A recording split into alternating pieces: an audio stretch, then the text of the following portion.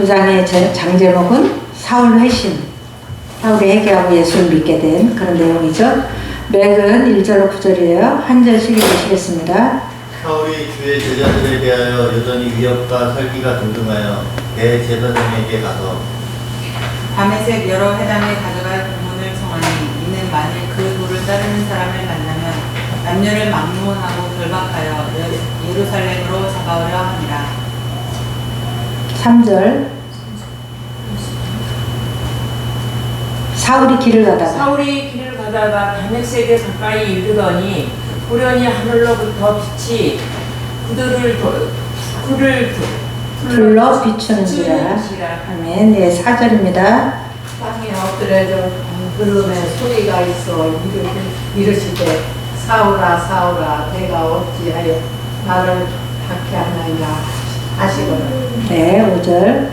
대답하되 주여 누구신니까 이르시되 나는 내가 박해하는 예수라. 네, 6절. 너는 일어나 시내로 들어가라. 내가 행할 것을 내게 아는 자가 있느니라 하시니. 네, 7절. 진우 읽어보세요. 7절. 같이 가더라. 같이 가던 사람을 소리만 듣고 아무도 못하여 나를 하고 싸웠다. 네, 잘 읽었어요. 네, 8절. 사람이 땅에서 일어나 눈을 떴으나 아무것도 보지 못하고 사람의 손에 끌려 다메섹으로 들어가서 사흘 동안 보지 못하고 먹지도 마시지도 아니하니라. 아멘. 아, 잘 읽으셨습니다. 네, 진우도 잘 읽었어요. 그래서 1절에 보니까 사울이 주의 제자들에 대하여 이 말은 제자들이라는 얘기는 여기서 사도와 성도들을 말해요. 네, 그래서 꼭 예수님의 제자 12명을 말하는 것이 아니라 사도와 성도들을 포함해서 제자들이라고 이렇게 여기는 많이 나와 있습니다. 그래서 여전히 위협과 살기가 등등하여. 그래서 사울의 박해를 묘사하는데요. 우리가 7장 58절에서 8장 3절에서 봤죠. 7장 53절에는 스데반을 죽이는데 현장에 있으면서 지지했던 그런 사울이고요. 또 8장 3절은 집집마다 찾아다니면서 믿는 자들을 끌어내서 잡아다가 가두려고 다녔던 사울, 그걸 묘사하는 거죠. 그래서 대제사장에게 가서 이 대제사장에게 간단 말은 그 가로에 보면은 사내들인의 의장을 말해요. 대제사장은 제사장이면서 사내들인 공회의 의장인데, 한편 바울의 회심이 AD 35년이면 예수 당시의 대제사장인 가야바일 것이고, 이후면은 안나스의 아들 데오빌로였을 때 이제 그때 사울이 박해를 하기 시작했다, 이런 말이죠. 그 다음에 2절에 보니까 다메섹은 우리가 어디서 많이 들어봤죠. 네, 퀴즈 어디 나올까요? 다메섹이 창세기에 나옵니다. 네, 14장에 나오는데 14장 15절이에요. 이 다메섹 사람 엘리에셀이다, 이렇게 아브라함이 자기 후계자를 말했던 적 있죠. 그 다메섹이에요. 그래서 약 4만 명의 유대인이 정착해 있었고요. 그때 당시에 회당이 30개에서 40개 정도 다메섹에 있었대요. 그러니까 유대인들은 각처에 흩어져서 사는 유대인들을 디아스포라라고 그러잖아요. 근데 그 사람들이 흩어져서 다메섹에 그렇게 많이 살았기 때문에 사울이 곧장 다메섹으로 영장을 가지고 믿는 자를 잡으러 갔던 것은 그 다메섹 해당에 각각 다니면서 해당에서 예수 믿는 자들을 끌어내가지고 이제 체포해가지고 예루살렘으로 데려가려 했던 그런 거죠. 여러 회당에 갈 공문을 청하니 이 얘기가 제사장에게 사울이 무조건 가서 난 너를 잡으러 왔어 이러면 인정 안 하잖아요. 제사장이 체포영장을 줬으니까 그걸 가지고 청구해서 가지고 지금 다메섹으로 가려고 한다, 이런 말이에요. 이는 만일 그 도를 따르는 사람을 만나면, 그 예수 믿는 사람 만나면 남녀를 막론하고 결박하여 예루살렘으로 잡아오려 함이라. 사울의 이 살기가 등등하다고 여기 표현한 것처럼 사울이 믿는 자를 핍박하는 그 핍박의 정도가, 나 예수 믿는 사람 싫어, 가까이 하기 싫은 사람에 대화 안 해, 이런 정도가 아니에요. 잡아다가 가두려고 그러고 더 심하면 죽이기도 하는. 스데반은 돌로 쳐 죽였잖아요. 그래서 예수 믿는 사람에게는 다른 한 면을 보면, 예수 믿으면 반드시 예수 믿는 순간부터 박해가 시작된다. 괜히 미움을 받는 거죠. 우리는 이제 예수를 믿는 성도이기 때문에 그 당시 사내들인 의장인 대제사장은 그 여기 다메섹은 이방 지역이거든요. 이방 지역의 유대인까지 통제 권한을 가진 것 같다 이렇게 주석하고 있습니다. 3절에 사울이 길을 가다가 이제 그 공문을 가지고 다메섹에 가까이 이르더니 갑자기 이제 그 22장 6절에는요 정오쯤이라고 돼 있어요. 여긴 시간은 안 나와 있는데 호련히 하늘로부터 빛이, 여기서 빛은 뭐냐, 그리스도의 영광을 보여주는 현시예요. 그래서 사울은 이 빛으로 눈이 멀어버렸어요. 얼마나 빛이 밝은지. 네, 그래서 그를 둘러 비추는지라. 이거는 자연적인 현상이 아니라 초자연적인 임재를 말하고 있어요. 하나님이 예수님이 사울을 만나주시는 장면이죠. 26장 13절은요. 나와 내 동행들을 둘러 비추는지라로 기록하고 있어요. 왜냐하면 이거는 여러 사람이 함께 동행했던 사람이 있어요. 사울 혼자 간 게 아니고. 그렇기 때문에 그 잡아오려고 동행했던 사람들도 함께 있었기 때문에 그때 뭐 어땠더라 상황이 분분하긴 해요. 그렇지만 이제 여러 가지로 기록하고 있습니다. 사절에 보니까 이때 당시 상황이 어땠냐. 빛이 비칠 때 예수님의 현현이 나타났을 때 땅에 엎드러졌다. 이 말은 떨어진다, 넘어진다의 뜻인데요. 초자연적 현상에 대한 반응이에요. 구약 성경에도 하나님을 만난 사람들은 다 땅에 엎드렸어요. 경외감이 말할 수 없는 거죠. 경외감이. 소리가 있어 이르되 그 사울을 이름을 불렀어요. 주님이 사울아 사울아. 이 사울아는요 26장 여기 오타가 됐는데 26장 14절에 히브리 말이에요. 히브리 말. 왜 사울은 사울이라고도 부르고 바울이라고도 부르냐. 여기는 현재는 사울로 나오는데요. 히브리 말인 겁니다. 사울아 사울아 내가 어찌하여 나를 박해하느냐 하시거늘. 사울은 분명히 예수님을 박해한 게 아니라 누굴 박해했어요? 예수 믿는 사람들을 박해했는데 예수님께서는 왜 네가 나를 박해하냐 이렇게 지금 말하고 있거든요. 그래서 왜 그러냐, 그거는 가로에 보면은 그리스도와 교회의 긴밀한 관계를 증가하고 있어요. 예수님이 우리고 우리가 예수님인 것처럼 이렇게 표현한 건데요. 즉 너희는 그리스도의 몸이요. 그러니까 그리스도는 교회의 머리다 이런 말이죠. 그 다음에 우리는 몸이고 지체의 각 부분이라. 우리는 그리스도는 교회의 머리라. 고린도전서 12장 27절, 골로새 1장 18절에 나와 있죠. 그래서 예수님은 머리고 성도들은 몸이니까 하나죠, 하나. 그 하나니까 성도를 핍박하면 예수를 핍박하는 거예요. 그래서 세상 사람들은 이를 모르고 우리를 막 핍박해요. 근데 누굴 핍박하느냐? 신인 예수를 핍박하는 거예요. 우리를 핍박하는데 알지 못하게 하나님께 범죄하고 있는 거죠. 이제 5절에 대답하여, 이거는 이제 사울이 지금 예수님이 핍박하냐고 묻는 거에 대해서 대답을 합니다. 여기서 헬라어로 키리오스는 자기보다 높은 존재에게도 주라고 하고 또 하나님께 대한 호칭도 주라고 해요. 그래서 두 가지 의미가 있죠. 누구시니까 이르되 나는 내가 박해하는 예수라. 누구냐고 물어봐요. 사울이 누구길래 나한테 박해하는 거에 대해서 관여하십니까? 이렇게 하니까 나는 내가 박해하는 예수라. 얼마나 놀랐겠어요? 예수가 누구냐? 진우가 아주 지금 공부 잘하고 있어요. 그래서 이제 6절에 보니까 너는 일어나 시내로요. 시내는 아까 말한 다메섹이에요. 들어가라. 내가 행할 것을. 이거 내가 행할 것은 사울의 사명을 말해요. 이방인의 전도자 사명이죠. 내게 이를 자가 있느니라 하시니. 그래서 사울을 이방인의 전도자로 사용하시기에 경건한 제자 아나니아를 이제 다메섹에 사는 아나니아를 준비하고 계신 하나님이죠. 본절을 간략히 요약한 26장 16절로 18절에는 사울이 다메섹 도상에서 직접 소명을 받은 것으로 언급하고 있어요. 그럼 여긴 틀리잖아요. 여기서는 지금 아나니아가 말해줄 거다 이랬는데 이제 26장에서는 사울이 다메섹 도상에서 직접 자기의 소명을 예수님께 들은 걸로 이렇게 기록하고 있거든요. 근데 이거는 이제 간략히 설명하려다 보니까 그렇게 된 거고, 지금은 정확히 설명하는 건데 지금 이제 아나니아가 말해줄 거다 이렇게 지금 예수님이 계시를 해줍니다. 그 7절에 보니까 같이 가던 사람들이 있었잖아요. 체포하려고 같이 따라갔던 사람들, 소리만 듣고 아무도 보지 못하여 말을 못하고 서 있더라 이랬는데 22장 9절은 반대로 나와 함께 있는 사람들이 빛은 보면서도 나와 함께 하시는 이의 소리는 듣지 못하더라도 이렇게 돼 있어요. 그 26장 14절은 우리가 다 땅에 엎드러지면 내가 소리를 들으니 이렇게 기록되어 있고요. 그래서 사울만이 이거는 그러면은 이 사람들이 틀린 말을 이렇게 짜집게 해서 여기다 성경에다 기록했나 이렇게 생각하지 마시고 이거는 무슨 말이냐면 주변에 있는 사람들은 다 그 사람들이 본 증거예요. 그냥 말하는 거예요. 아, 내가 보니까 순간 놀랬어. 뭐 이렇게 말한 것처럼.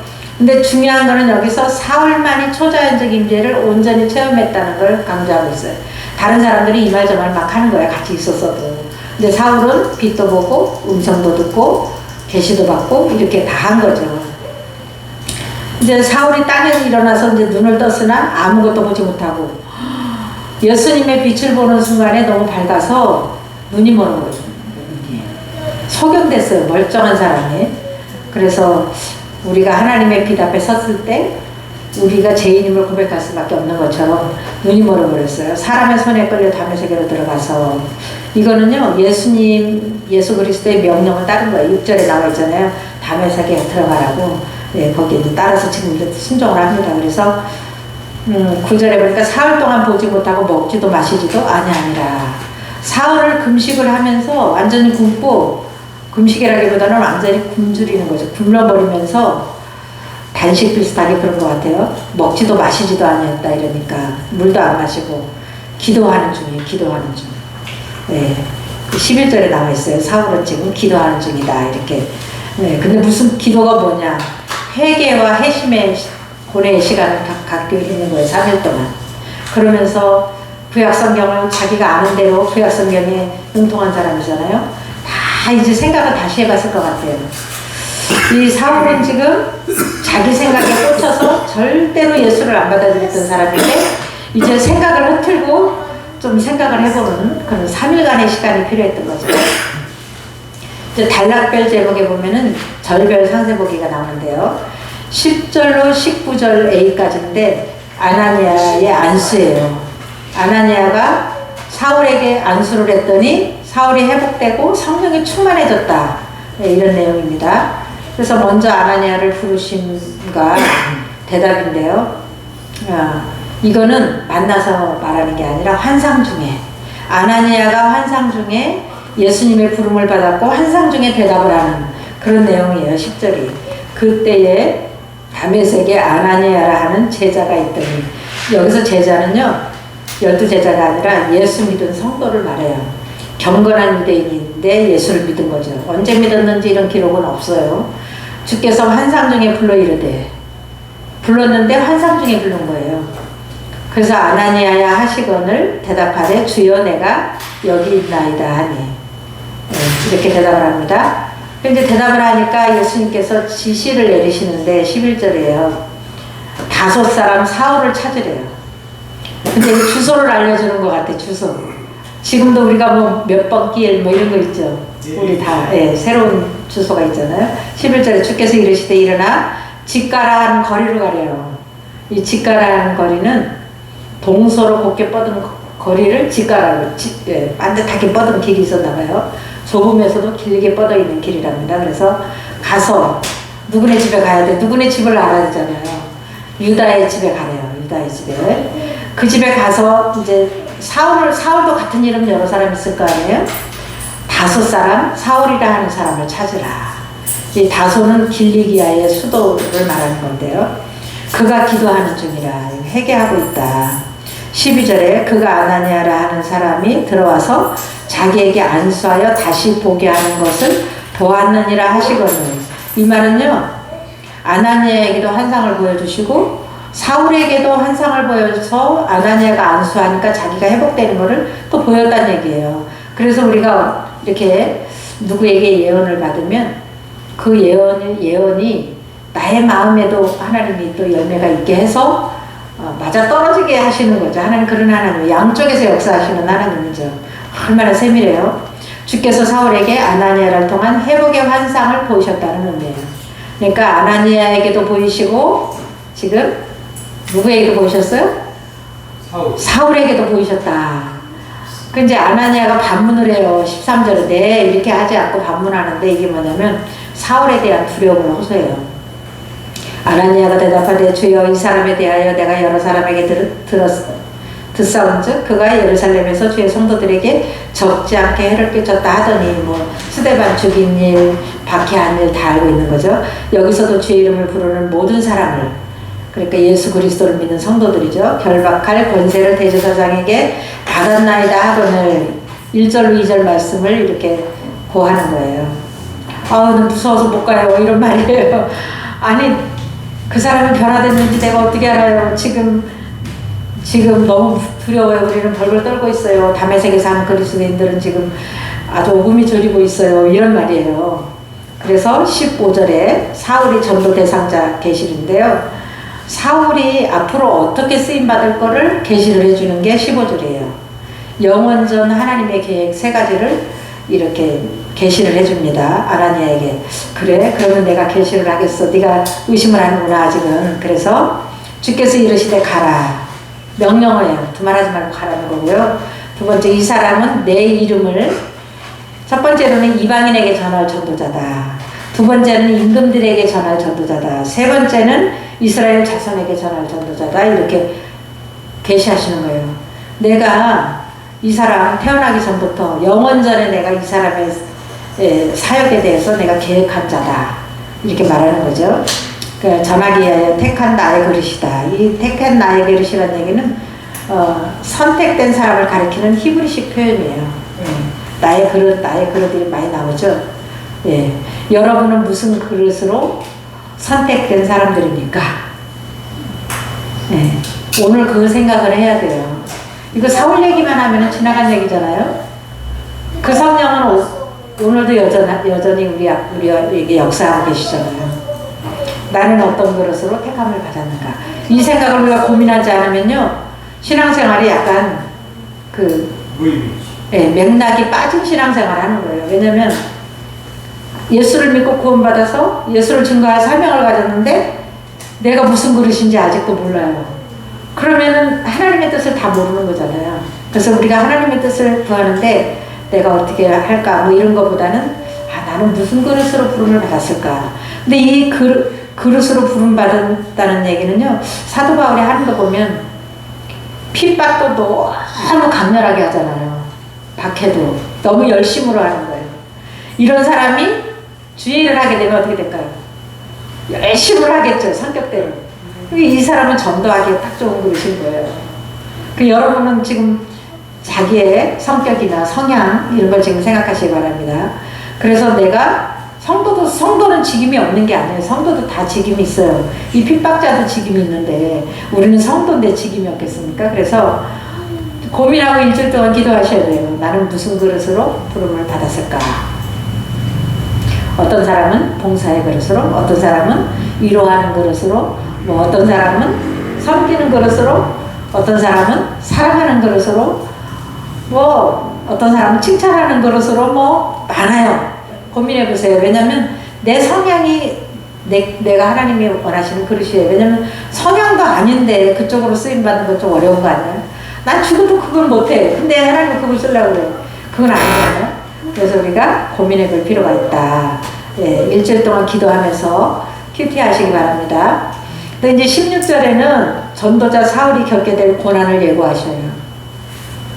필연적 고난이에요. 필연적 고난. 마태복음 16장 24절에 제자된 돌이 필연적 고난이죠. 그래서 우리는 예수 믿으면 핍박을 받게 되는데 이상한 일이라고 생각하지 말고 내가 겪어야 될 고난이고 이렇게 감내해야 되는 거죠.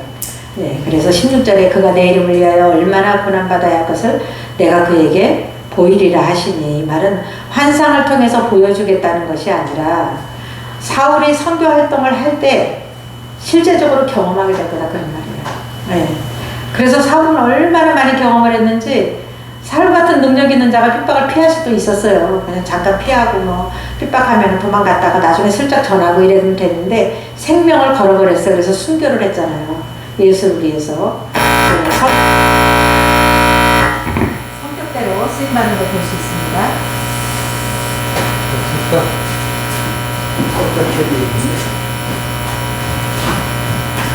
그 다음에 이제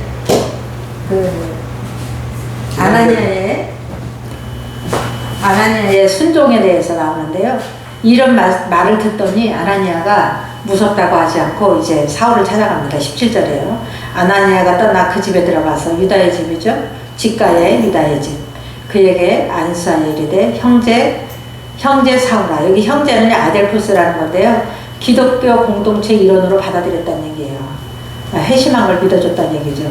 주 곧 내가 오는 길에 나타나셨던 예수께서 초자연적 임재를 경험했잖아요. 사도 바울이 나를 보내어 너를 다시 보게 하시고 성령으로 충만케 하신다 하니 안수한 내용이 참 간단해요. 안수한 내용이. 예. 예수께서 나를 보내어 너로 다시 보게 하시고 눈 뜬다는 얘기고요. 성령으로 충만케 하신다 하니 이 말은 성령 충만은 참된 그리스도인이 된 증거거든요. 예.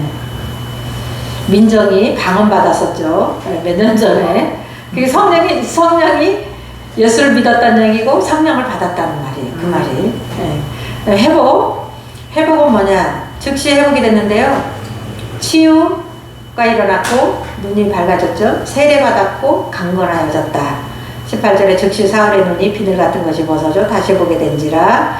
일어나 세례를 받고 음식을 먹으면 강건하여지니라. 이게 사울의 인생이 완전히 변한 것을 이렇게 볼 수 있어요. 이제 새롭게 변했어요. 그래서 이제 사울은 자기의 그 아나니아가 아마 말해줬을 거예요. 당신은 이방인의 전도자고, 당신은 유대인의 전도자고, 뭐 이렇게 아까 또 왕들에게 복음을 전할 자고 이렇게 알려줬잖아요. 사울이 당장 뭐 해야 돼요 지금 그러면? 전도해야 되겠잖아요. 그래서 19절 B에서 22절 단락에는요. 사울이 다메섹 전도를 바로 시작합니다. 여기서. 다메섹에서 눈이 멀고 다메섹에서 성령 받고 다메섹에서 사역을 시작한 이 정말 신속한 부름에 순종하는 그 볼 수 있어요. 회심 직후예요. 이때는. 회당 전도를 하는데요. 19절 B예요. 예수가 하나님의 아들이심을 전파해요. 복음이 너무 어렵다. 어떻게 전해야 될까 그러는데 간단해요. 예수는 하나님의 아들입니다. 왜냐면 유대인들은요. 메시아가 올 걸 알고 있었기 때문에 유대인들에게 전도할 때는 그 메시아가 왔어요. 그리고 이미 그가 하나님의 아들이시라고 신성을 가지신 하나님이세요. 이렇게 가르치면 끝나는 거거든요. 사실은. 19절 B에 보니까 사울이 다메섹에 있는 제자들과 성도들과 함께 며칠 있어요. 이제 회복되고 난 다음에 며칠이 지난 다음에 즉시로 각해당에서 예수가 하나님의 아들이심을 전파하니. 그래서 박해의 거점으로 삼으려 했던 해당들이 전도의 거점이 된 거예요. 이 예수 믿으면서 이 해당 예배를 드렸던 사람들은요, 진짜 사울이 온다 그럴 때 아마 이 성경이니까 없지만 도망간 사람도 있고 숨은 사람도 있고 별 사람 다 있었을 거예요. 잡아가니까 예루살렘으로 붙들려 갈 거니까. 네.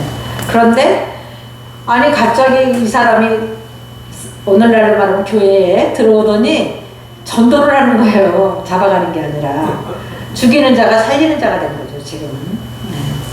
그래서 유대인들의 반응이에요. 반응 첫 번째 21절에 듣는 사람이 다 놀라 말하되 복음을 듣는 사람들이 이 사람이 예루살렘에서 이 이름을 부르는 자, 예수 이름을 부르는 자, 예수를 믿는 자 이런 말이죠. 사람을 멸하려 하던 자가 아니냐. 여기 온 것도 그들을 결박하여 대제사장에게 끌고 가고자 함이 아니냐 하더라. 이 사람들이 아주 놀라서 정신을 잃을 정도예요. 이게 도대체 어떤 상황이야? 잘 모르잖아요. 우린 지금 공부하니까 알지만. 두 번째 유대인들의 그 반응이 뭐냐? 당혹이에요. 당혹. 이게 뭐냐면 22절에 사울은 힘을 더 얻어 그러니까 성령 충만해서 더 이게 복음이 들어가는 것 같으니까 지금 성령이 충만한 거예요. 그래서 예수를 그리스도라 증언하여 다메섹에 사는 유대인들을 당혹해 하는지라. 그래서 메시아에 대한 논리적이라는 이론이에요. 이 증언이라 그리스도에 대한 증언은 이 사도 바울은요, 우리 스마트 맥처럼 약간 이렇게 논리 있게 간략하게 만들어서 복음 메시지를 전한 것 같아요. 바울의 핵심 메시지예요. 메시아에 대한 논리적이라는 그 이론은 바울의 핵심 메시지인데 다메섹에 사는 유대인들을 당혹해 하는지라. 이 당혹해 했다는 얘기는요, 논리정연한 복음 메시지는 다메섹의 유대인들을 당황케 했다는 의미예요. 당황케. 왜냐면은 한 사람 한 사람 예수를 믿기 시작하네. 이 논리적으로 도대체 반박할 수 없는 바울의 그 복음 전파를 듣고 예수 믿는 사람이 하나하나 생기기 시작하네요.